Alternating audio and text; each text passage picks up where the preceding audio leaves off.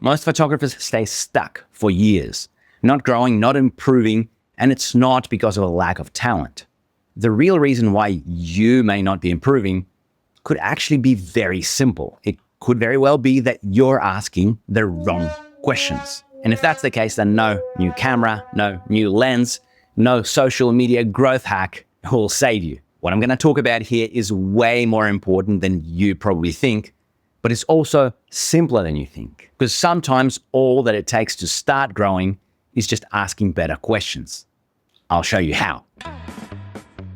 20 years as a travel documentary photographer, I live and breathe photography.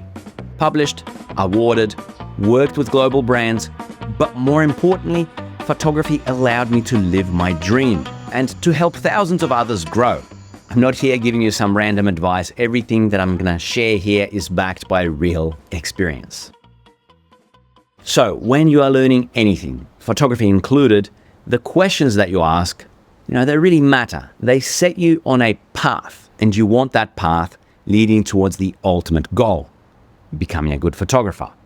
Someone who makes the kinds of photos that they are genuinely proud of. First, I'll show you some examples of the wrong questions, the ones that'll lead you down the wrong path. See if any of these sound familiar, if that's you. But more importantly, keep on watching to learn how to avoid these questions and what to ask instead. Let's start with the question that I get asked the most. Can you guess what it is? It's the lens question. What lens do you use? Usually followed by, what camera do you use? But let me ask you, what do you believe the answer to this question will unlock for you? Do you really believe that there's a secret hiding in the gear that I use or that any other pro photographer uses to create great photographs? Of course, the camera makers will want you to believe that, but that's just not the case. So many photographers get stuck, absolutely stuck on the questions about gear, sometimes without even realizing it. And of course, gear is important, but to a point, like shoes for a marathon runner. But let's say that you are training for a marathon. Is the main question you're going to ask everyone who's maybe a pro marathon runner, well, what are the best shoes to run in? Hell no. You've got to ask questions like, how do I pace myself? How do I train? How do I build up endurance?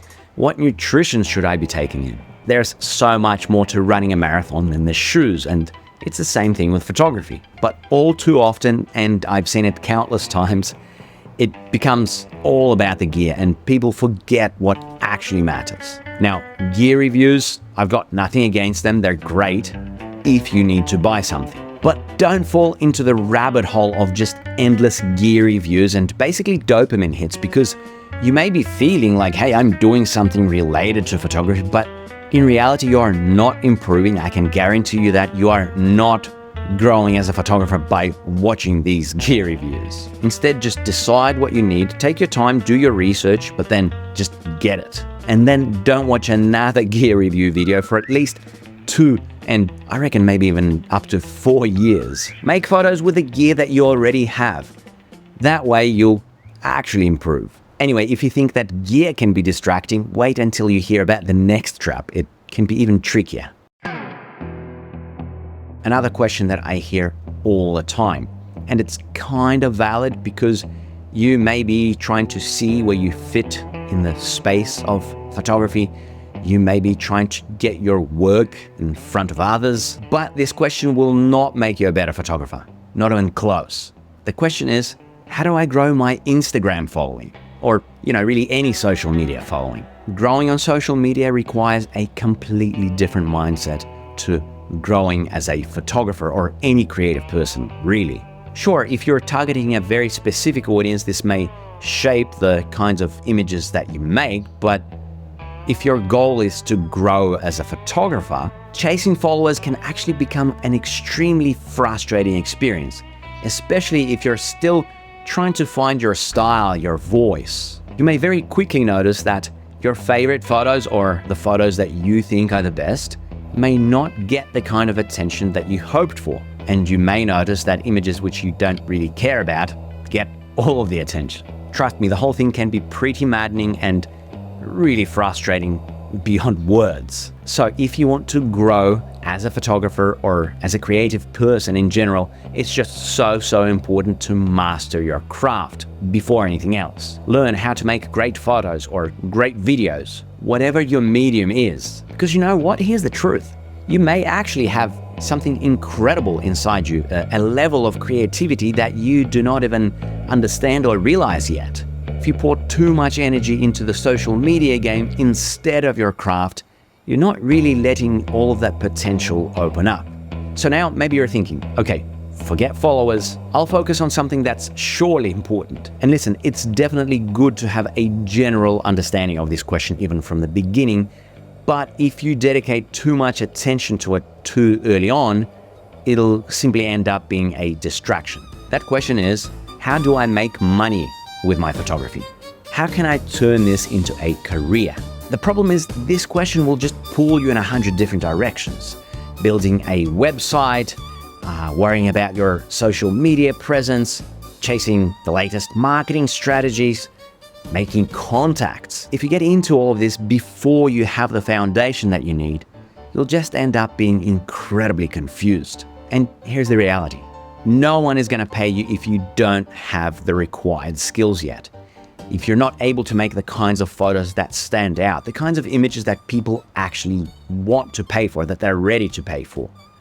No marketing tricks will help you out if you're not able to do that. And now look, I'm all for fake it till you make it when it comes to the business side of photography, but faking that you're actually a good photographer, that won't fly for long. So don't rush the business side. Work on the craft first. Because if you start chasing money before you master the craft, then you're not only cheating your potential clients, you're actually cheating yourself more than anybody else.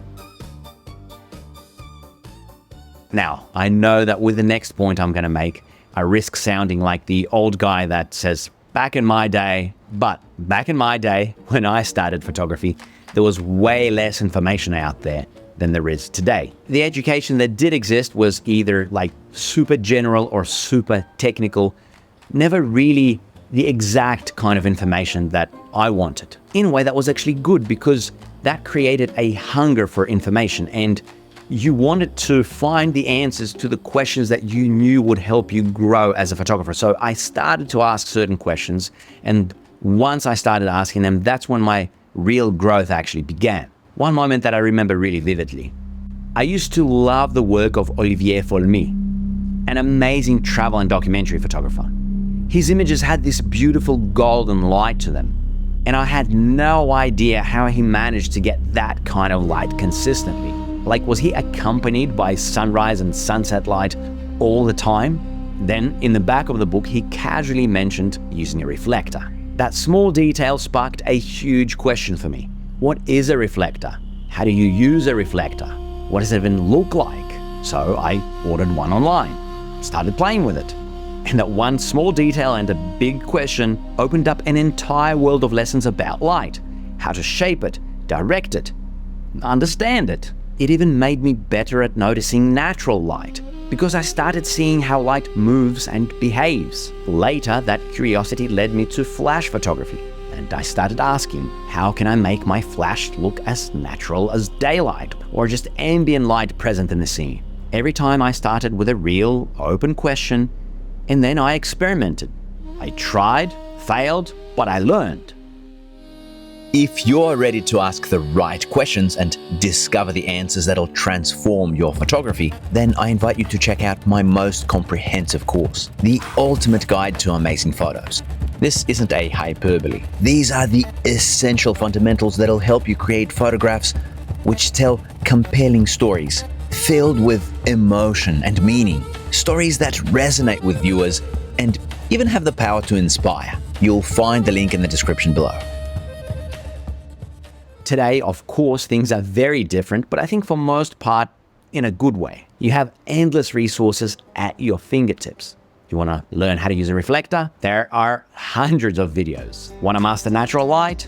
Many videos for that too, including one that I made years ago that's helped a lot of people. You just have to start asking the how-to questions about the actual craft of photography. Speaking of the how-to, one of the best things that you can do is study the work of the photographers whose work you admire and start asking, what is it about this image that, captivates me? Is it the mood, the frozen moment, maybe an unforgettable expression? One thing that I highly recommend you to do is to take those images and run them through ChatGPT. Ask it, what makes this image work? What lessons can I learn from it? If you're using the paid version, GPT-4, you'll get some surprisingly deep insights. If you've used ChatGPT, then of course you know that sometimes the answers are a little bit random, it can be a bit off, but overall it is an amazing, incredible tool that can really help you see deeper when it comes to photography. After you've identified what it is that's special about an image, you can try reverse engineering it. You can again ask ChatGPT about how the image maybe works, how it was made, but even better, you can see if you can maybe find an interview with a photographer online somewhere. And it's okay if in the interview they don't specifically talk about that photograph that you admire, but it's just really valuable to get an insight into that photographer's mindset. Because once you learn how great photographers think and how great photos are made, you'll start seeing opportunities to create those kinds of photos yourself. Going even further and deeper into this idea of reverse engineering photographs, you can ask a more specific question like, how did the photographer get access to make the photo? When you see an image that feels really personal, really intimate, then ask, how did the photographer get to that situation? How did they earn that moment? I used to absolutely obsess over this, and when I find a photograph that really captivates me, I still obsess with it. Looking at William Albert Allard's work, David Allen Harvey's, Steve McCurry's, my favorite photographers. I was always curious. How did they get in? How did they connect? For example, just one photo of William Albert Allard off the top of my head that really caught my attention. It wasn't a happy moment. The young boy here is crying. He's looking devastated. How was Allard in that situation to make such a powerful photo? Later on, I found out in an interview where Allard explained. He was passing by while traveling, and the boy had just lost half of his family's sheep. They'd been run over by a truck. Hearing that, something clicked, and I understood. Access can mean being present, but also recognizing the importance of that presence and then being ready as a photographer to make the image. Positive part, the cool part about this sad photograph, National Geographic ran the image and so many people sympathized with the little boy. They donated enough money for him to replace the sheep that he had lost. So from this story, not only did I get an insight into Allard's process, I also became inspired and motivated by the power of photography. But back to the main point. Access, opportunities, create photographs. It doesn't matter what gear you have, it doesn't even matter what skill level you have. If you are not in the right situation, if you're not close enough, not maybe trusted enough, not present enough, you simply cannot make the photograph. If you are serious about growing, then spend more time learning about how great photographers get access to create the kinds of photos that they create. Spend more time on this than you spend on watching the gear review videos or whatever other stuff that has nothing to do with you growing as a photographer. Because this mindset, understanding where real opportunities come from, it can change everything. Now, can you see the difference between the wrong kinds of questions and the right ones? The wrong questions, they lead you down a path that's irrelevant to growing, to improving as a photographer. They distract you with gear, with social media, with things that honestly do not matter if you want to make better photos. Becoming a great photographer is about developing skills. It's about understanding light. It's about learning how to get access to moments. It's about understanding people. Because psychology matters when you're trying to make real photographs. The wrong questions focus on distractions. The right questions focus on how. How do I use this tool? Or how did the photographer that I admire achieve that feeling in that specific photo?